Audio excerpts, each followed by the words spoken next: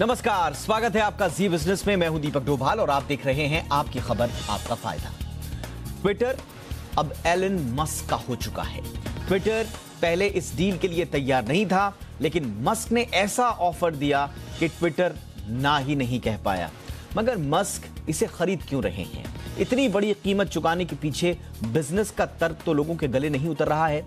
ऊपर से घाटे वाली ट्विटर को खरीदना क्या वाकई में एक समझदारी भरा फैसला है? आज हम इस डील पर चर्चा करेंगे और समझेंगे कि आखिर एलन मस्क ने ट्विटर को खरीदने की जिद क्यों पाल रखी थी। इस डील के बाद क्या वाकई मस्क ट्विटर पर फ्रीडम ऑफ स्पीच को ज्यादा बड़ा स्पेस दे पाएंगे, या अपने तरीके से ट्विटर को एक नया रूप देने की कोशिश करेंगे और उसमें फिर फ्रीडम ऑफ स्पीच का स्पेस कितना बचेगा, कितनी उसमें गुंजाइश होगी, कितना बदलेगा ट्विटर? क्या कुछ नए फीचर्स भी उसमें ऐड होंगे? क्या एडिट बटन का फीचर आएगा? बहुत सारे सवाल हैं। एक प्राइवेट कंपनी में तब्दील होने के बाद ट्विटर में किस तरह के बदलाव हो सकते हैं, इस पर करेंगे हम एक्सपर्ट से चर्चा। पहले रिपोर्ट देखिए, लौट रहे हैं खास मेहमानों के साथ।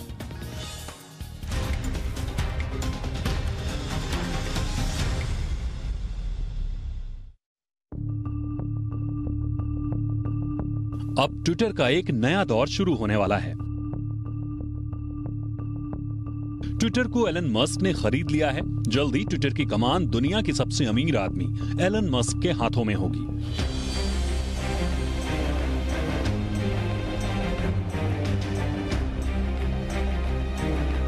टेस्ला और स्पेस एक्स के मालिक एलन मस्क ने ट्विटर को डील का एक ऐसा ऑफर दिया जिसे ट्विटर ठुकरा नहीं सका और 44 अरब डॉलर में डील पक्की हो गई। इस डील के बाद ट्विटर अब एक प्राइवेट कंपनी हो जाएगी। लेकिन इस डील को लेकर सवाल अभी भी बना हुआ है कि क्या ट्विटर को इतनी बड़ी रकम देकर खरीदना बिजनेस के लिहाज से जायज है? मस्क ने ट्विटर के सामने 54.20 डॉलर प्रति शेयर के भाव पर 44 अरब डॉलर की डील रखी। इस डील के पीछे मस्क ने तर्क दिया कि वो फ्रीडम ऑफ स्पीच के लिए इतनी बड़ी रकम चुका रहे हैं, लेकिन साथ ही ये भी डर है कि कहीं अभिव्यक्ति की आजादी की आड़ में सांप्रदायिक हेट या रंग भेद जैसी पोस्ट फिर से सिर न उठाने लगे। ऐसी किसी पोस्ट को लेकर ट्विटर की फिल्टर पॉलिसी कितनी असरदार होगी, साथ ही ट्विटर के 21 करोड़ 7 लाख यूजर्स मस्क के इस आइडिया को किस तरह से लेते हैं, ये भी देखना अहम होगा। अब डील के बाद इससे जुड़ी चुनौतियों की बात करते हैं। मस्क ने कहा है कि ट्विटर का एल्गोरिदम ओपन सोर्स किया जाएगा ताकि लोगों का भरोसा जीता जा सके।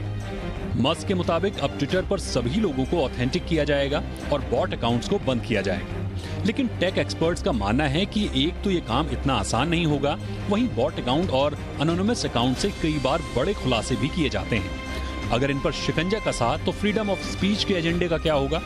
फ्रीडम ऑफ स्पीच को लेकर एक और बड़ी चुनौती मस्क के सामने होगी। दुनिया भर के देशों में फ्रीडम ऑफ स्पीच को लेकर अपनी अलग सोच है। फ्रीडम ऑफ स्पीच के बेलगाम होने पर कहीं ट्विटर को ही कोई देश बैन न कर दे। ऐसे में एलन मस्क के लिए ये टास्क आसान नहीं होगा। चुनौतियों की अगली कड़ी ट्विटर के मैनेजमेंट को लेकर होगी। क्या इसके सीईओ बदलेंगे? क्या ट्विटर के को फाउंडर और पूर्व सीईओ जैक डोर्सी की फिर से ट्विटर के सीईओ के तौर पर वापसी होगी? क्या जिन अकाउंट्स पर ट्विटर ने बैन लगा रखा है उस पर से रोक हटाया जाएगा?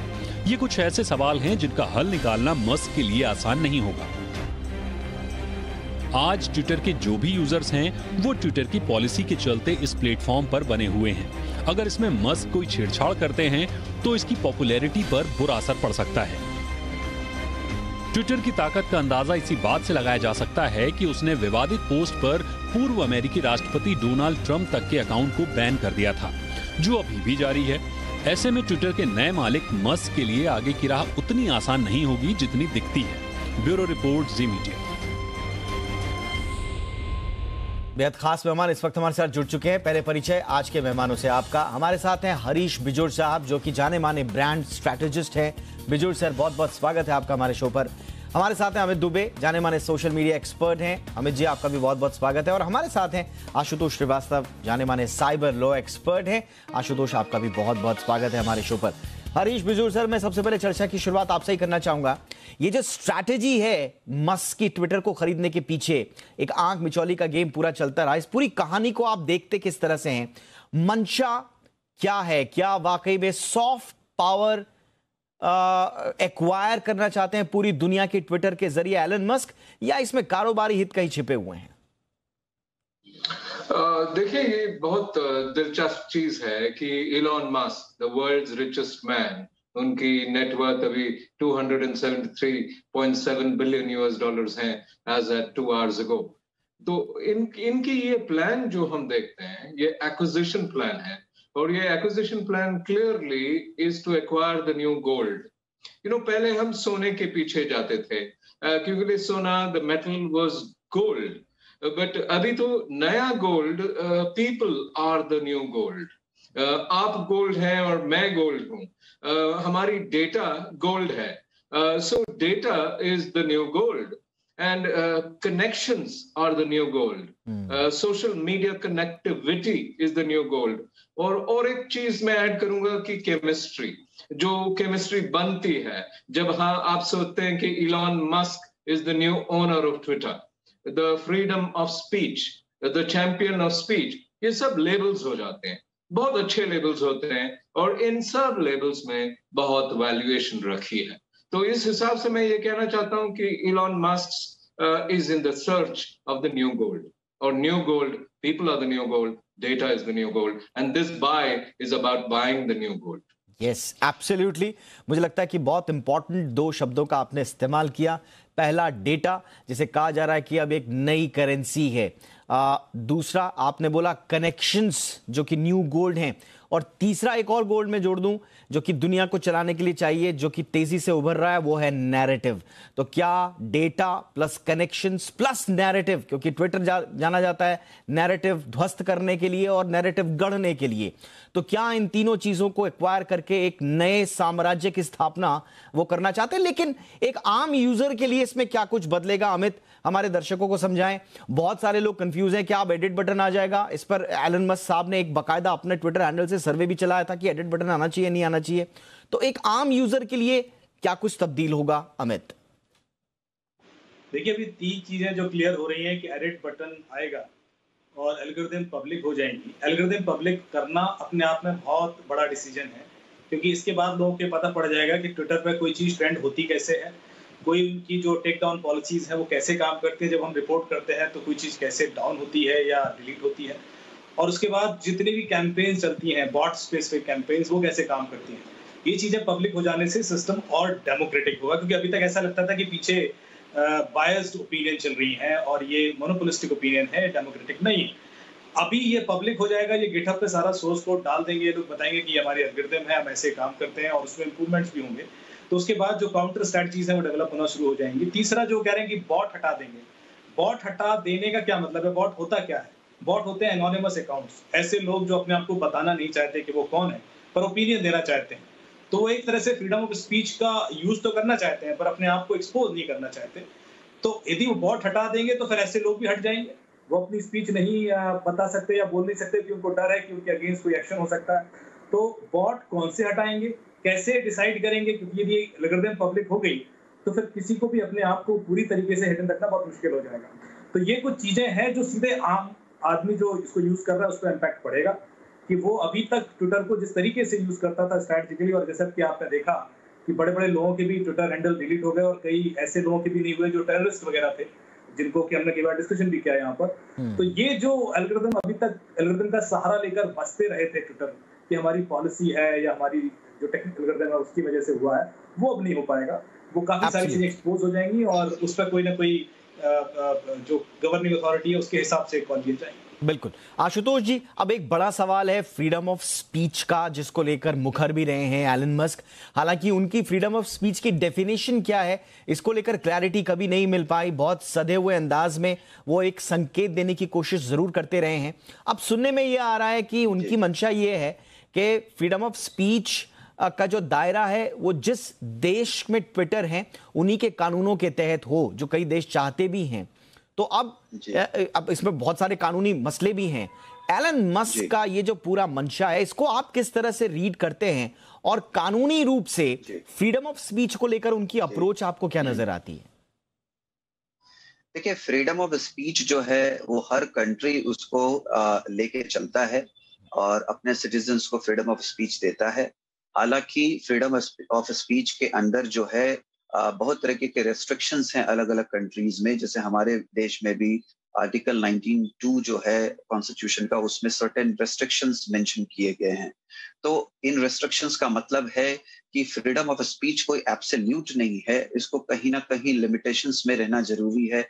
अगर किसी वजह से कोई दंगा फैलता है, कोई किसी भी तरीके का एनिमिटी क्रिएट होता है, या पीस एंड ऑर्डर खराब होता है, या पब्लिक ऑर्डर खराब होता है, या जो देश का जो हमारा एक सिविलाइजेशन है उस पर इम्पैक्ट आता है, या लॉ एंड ऑर्डर में कहीं ना कहीं प्रॉब्लम आता है, तो फ्रीडम ऑफ स्पीच जो है वहां पे रेस्ट्रिक्शंस भी हैं।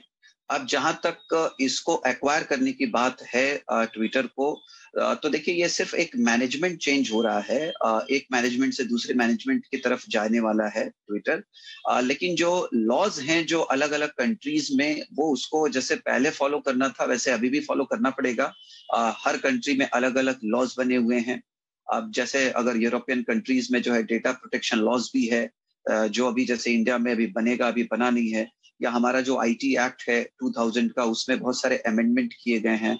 उसमें बहुत तरीके के जो है रिस्पॉन्सिबिलिटी को दिया गया है इंटरमीडियरीज को, जो इस तरीके के प्लेटफॉर्म्स को चलाते हैं, कि उनको कितना कंट्रोल रखना है किसी भी तरीके के पोस्ट्स पे।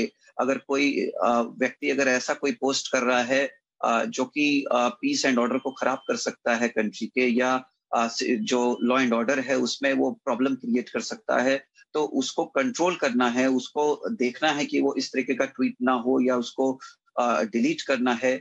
इस तरीके के बहुत सारे जो ऑलरेडी प्रावधान हैं, लीगल इम्प्लीकेशंस अलग अलग कंट्रीज में हैं, उसको तो फॉलो करना ही पड़ेगा, अनलेस एंड अनटिल कि कोई कंट्री जो है अपने कंट्री के लॉ को अमेंड करता है। यहाँ पे कोई लॉ में अमेंडमेंट नहीं होने जा रहा है। जहां जहां जिस तरीके के लॉज हैं उसको फॉलो करना है। और जहां तक ये मैनेजमेंट से लेने की बात है, तो हाँ, उसमें जो अलग अलग रेगुलेटरीज के जो उनको परमिशंस लगेंगे मैनेजमेंट चेंज करने के टाइम में, या शेयर होल्डर्स का परमिशन लगेगा, जो उनका इंटरनल जो है लीगलिटीज हैं, ऑब्वियसली उसको फॉलो करना पड़ेगा। और मुझे लगता है ये सारे लीगल प्रोसीजर्स को फॉलो करते करते कम से कम 6-8 महीने जाना चाहिए, या 2022 तक सारे लीगल फॉर्मेलिटीज कंप्लीट होने के बाद ही एक तरह से पूरे तरीके से मैनेजमेंट जो है ट्विटर का जो है शिफ्ट होगा दूसरी मैनेजमेंट की तरफ। सही कहा, ये बड़ी इंपॉर्टेंट इंफॉर्मेशन भी है। तो एलन मस्क ने ट्विटर एक्वायर कर लिया है, लेकिन अब ट्विटर का क्या होगा एक आम यूजर्स के लिए, इसका क्या मतलब है? और कारोबारी लिहाज से अगर देखा जाए तो अब पूरी तरह से प्राइवेट एंटिटी हो जाएगी ट्विटर एलन मस्क की। तो इसका क्या मतलब है, इस पर हम कर रहे चर्चा। अमित, अब सबसे बड़ी बात, हमने फ्रीडम ऑफ स्पीच पे हमने बात की, लेकिन सबका एक सवाल है कि क्या वाकई में जो सस्पेंडेड अकाउंट्स हैं, खास तौर से जिनमें सबसे हाई प्रोफाइल अकाउंट जो है डोनाल्ड ट्रंप साहब का है, क्या वाकई में एलन मस्क उनके सस्पेंडेड अकाउंट को बहाल करेंगे? मैं बहुत सारे मीम्स देख रहा हूं, जैसे ही डील होती है एक मीम में लिखा हुआ है एलन मस्क जो है वो ट्रंप को फोन कर रहे हैं, ट्रंप आपका काम हो गया, मैंने ट्विटर खरीद लिया। तो क्या इसी तरह के एटीट्यूड के साथ एलन आगे बढ़ेंगे, या बहुत सारी चीजें सोचनी समझनी पड़ेंगी? देखिए, वैसे डोनाल्ड ट्रंप ने अभी ये खुल के कहा है कि वो ट्विटर पर वापस नहीं आएंगे। हालांकि अपना प्लेटफॉर्म भी शुरू हो गया। हाँ, लेकिन खास बात ये जो आपने बात शुरू की थी कि खरीदा क्यों है इलॉन मस्क ने ट्विटर, खरीदा क्यों? क्योंकि घाटे की कंपनी है और डेटा की वैल्यू हम समझते हैं, पर बहुत सारे ऐसे ऑप्शन थे। पर आप ट्विटर की स्ट्रैटेजिक वैल्यू समझने की कोशिश कीजिए, क्योंकि ये पॉलिटिकली स्ट्रैटेजिकली इतना बड़ा प्लेटफॉर्म बन चुका है कि आप किसी को भी डैमेज कर सकते हैं, किसी को भी खड़ा कर सकते हैं। तो उसकी जो इनडायरेक्ट वैल्यू है वो बहुत ज्यादा है। 21 करोड़ यूजर बहुत ज्यादा नहीं होते, पर 21 करोड़ यूजर का जो इम्पैक्ट है, क्योंकि इस पर 21 करोड़ यूजर्स में से आई एम श्योर कि 5 करोड़ यूजर बड़े प्रोमिनेंट लोग हैं, इन्फ्लुएंशियल लोग हैं, ऐसे लोग हैं जो जिनके बारे में जो पत्रकार होंगे या जो बौद्धिक लोग होते हैं किसी कंट्री के अंदर, वो ज्यादातर लोग वो हैं। तो उनकी जो कहने की बात है, जो उनकी ओपिनियन है, उसका इम्पैक्ट बहुत ज्यादा होता है। इस वजह से मैं उसी इम्पैक्ट की बात कर रहा हूं अमित। क्या वो इम्पैक्ट 84 मिलियन से ज्यादा के सब्सक्राइबर बेस वाले एलन मस्क खुद हैं, दुनिया के सबसे ज्यादा यूजर बेस फॉलोअर्स वाले खुद एलन मस्क का अकाउंट है, उसमें आपको खरीदने की आवश्यकता क्या है? अगर आपको कोई नैरेटिव गढ़ना है, कोई बात रखनी है, तो आप एक बतौर यूजर भी रख सकते हैं, लेकिन वो एक्वायर करने के पीछे मंशा क्या हो सकती है? देखिए, कुछ चीजें जो मैं उनकी व्यक्तिगत समझ सकता हूँ कि बीच में कई बार ऐसे ट्रेंड चले थे जिसमें स्पेस एक्स के जो प्लान है उनको लेकर कंफ्यूजन क्रिएट किया गया था ट्विटर पर, और इलॉन मस्क ने काफी उसमें दिक्कत जताई थी कि ये गलत है और उसको रोकिए और ये ट्रेंड कैसे चल रहे हैं। तो एक अच्छी कंपनी जिसका एक विजन है उसको डैमेज करना, उसको इम्पैक्ट करना ट्विटर के लिए एक टूल बन गया था लोगों के लिए, उसके खिलाफ कुछ ट्रेंड चला देना। फिर टेस्ला को लेकर भी कुछ सवाल बीच में खड़े हुए थे। तो मेरे ख्याल से वो ये समझ गया था इलॉन मस्क की ये बहुत बड़ा पावर है और इसकी वजह से एक अच्छा खासा जो प्रक्रम है उस पर इतना बड़ा डेंट आ सकता है। तो इसकी पावर तो पहले रियलाइज हो गई थी, बीच में कई बार बातचीत भी हुई, सजेशन भी दिए गए, पार्शियली एक्विजिशन की बात की गई और फिर फाइनली फुल एक्विजिशन के लिए ये आगे बढ़ गए। तो मेरे ख्याल से जो ये फ्रीडम ऑफ स्पीच की बात कर रहे हैं, फ्रीडम ऑफ स्पीच सिर्फ एक कारण नहीं हो सकता। मुझे ऐसा नहीं लगता कि फ्रीडम ऑफ स्पीच करने के लिए इलॉन मस्क ने ऐसा किया है। जब तक उसमें कोई बिजनेस नहीं है, जब तक कि उनका कोई अपना बहुत बड़ा उद्देश्य नहीं छिपा हुआ है, इतनी बड़ी डील करना संभव नहीं होता। उनके पीछे बिजनेस इश्यूज हैं, बिजनेस ऑब्जेक्टिव्स हैं जो वो पूरा करना चाहते हैं। बिल्कुल आशुतोष, बिल्कुल आशुतोष, मस्क जो है वो खुद को हमेशा से फ्री स्पीच एब्सोल्यूटिस्ट कहना पसंद करते हैं। उन्होंने कहा भी है और इस बात को लेकर वो बहुत मुखर भी रहे हैं, लेकिन कई बार ये भी कहा जा रहा है कि आप बहुत ज्यादा फ्री स्पीच को दे देंगे, अगर मॉडरेशन की कमी हो जाएगी तो फिर हो सकता है कि हेट स्पीच भी बढ़ने लगे। तो कानूनी हिसाब से भी आपको देखना पड़ेगा, एक एक चीज को नाप तोल के आगे बढ़ना पड़ेगा। एक लंबा होमवर्क अभी बकेट में रहेगा मस्क साहब के। जी, देखिए, कोई भी बिजनेस होता है तो उसके अंदर एक सर्टेन एथिक्स होता है, प्रिंसिपल होता है, और एक जो लॉन्ग टर्म स्टैंडिंग और जो रेपुटेशन बनाता है कोई भी कंपनी या फर्म, उसको मेंटेन करना या उसको और बेटर बनाना, ये तो जिम्मेदारी होती ही है जो उसको गेन करेगा। और जहां तक लीगलिटी का सवाल है तो बिल्कुल ये बात सही है कि फ्रीडम ऑफ स्पीच जो है वो अनलिमिटेड नहीं है, एब्सोल्यूट नहीं है, उसके भी लिमिटेशंस हैं। अगर वही फ्रीडम ऑफ स्पीच अगर लोगों को तकलीफ देता है या प्रॉब्लम क्रिएट करता है या पीस एंड ऑर्डर खराब करता है, लॉ एंड ऑर्डर सिस्टम के लिए अगर वो थ्रेट बन जाता है, तो वो कहीं ना कहीं उसको जो है रिस्ट्रिक्ट करना जरूरी है। और इस तरह के कानून जो है ऑलरेडी एग्जिस्टिंग है, तो मुझे नहीं लगता कि ट्विटर के लिए कोई अलग कानून बनाने की जरूरत है। सारे कानून बने हुए हैं और उन्हीं कानूनों के हिसाब से जो है ट्विटर फंक्शन करेगा जैसे अभी तक करता चला आया है। अब कुछ कंट्रीज जैसे इंडिया में हमारे पास जो डेटा प्रोटेक्शन लॉज अभी तक बने नहीं है, जो प्रोसेस में हैं, उसको बनाने की जरूरत है, ताकि यहाँ पे जैसे अभी आपके पैनल पे किसी ने बताया भी कि इसमें बहुत सारे पावरफुल लोग भी जुड़े हुए हैं, इसमें काफी पावर है और बहुत सारे जो पॉलिटिकली या बिजनेस में जो बहुत ज्यादा इन्फ्लुएंस्ड और काफी पावरफुल लोग हैं इससे जुड़े हुए हैं, और उनका बहुत तरीके का जो ट्वीट या डेटा भी इससे जुड़ा हुआ होगा।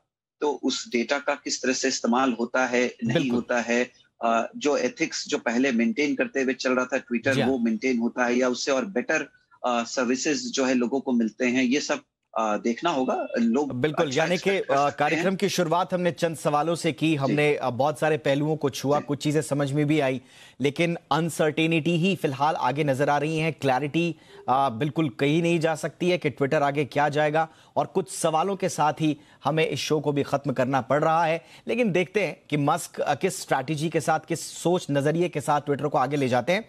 बहरहाल उम्मीद यही करते हैं कि फ्रीडम ऑफ स्पीच की बात हो या फिर यूजर एक्सपीरियंस की बात हो, यह हर लिहाज से एक आम उपभोक्ता, एक आम यूजर के लिए बेहतर साबित हो, यही उम्मीद हम कर सकते हैं। बहुत बहुत शुक्रिया अमित, आपने वक्त निकाला, आशुतोष आपने भी वक्त निकाला, मान लिया, थैंक यू सो मच। बिजूर साहब का भी शुक्रिया जो शो की शुरुआत में हमारे साथ जुड़े।